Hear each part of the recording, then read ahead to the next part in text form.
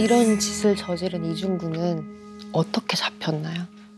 자신의 범행 수법을 버리질 못합니다. 그래서 현장에 있는 수건을 이용해서 손을 묶는 결박하는 방법으로 이제 범죄를 계속 저지르게 되니까 대전 지역에서만 일어나던 범죄가 이제 전국적으로 이제 확산이 된 거죠.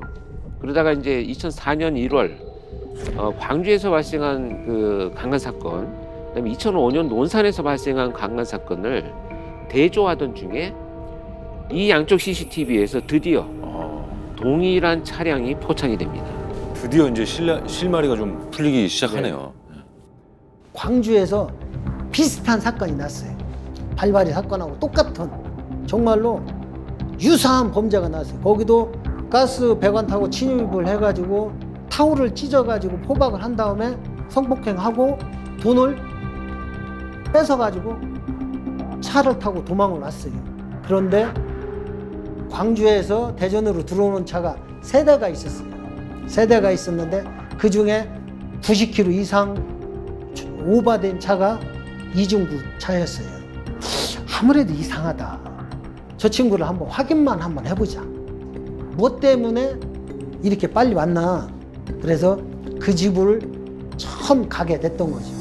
여기 이 앞에도 폭력 사건이 발생을 했는데 뭐 좀 참고적으로 물어볼 얘기가 있으니 잠깐 협조 좀 해달라 하니까 그때가 1월이라 좀 추웠어요.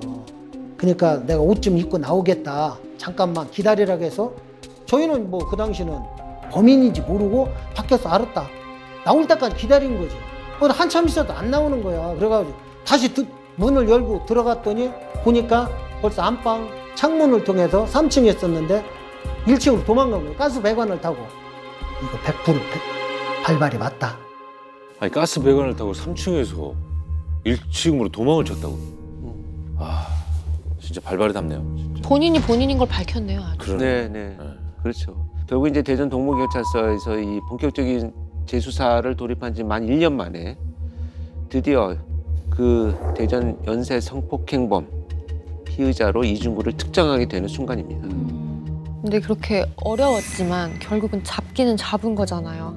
도대체 어떻게 잡았어요? 결정적인 거는 뭐 이중구의 바보 같은 짓이죠. 아내에게 연락을 했어요. 이중구가 아내에게 연락해서 거액의 돈이 있다. 그 거액의 돈을 처가에 갖다 줘라 라고 얘기해요. 그래서 당연히 그보다 한 발 앞서서 그 범행으로 얻은 수익금을 모두 압수를 했습니다. 그래서 이중구를 잡기 위해서 일단 현상금 500만 원을 걸고 결국 이제 공개 수배를 하게 되죠. 이게 2006년 범인이 특정됐습니다. 외모가. 그래서 얼굴이 공개됐을 당시에 수배 전단인데요.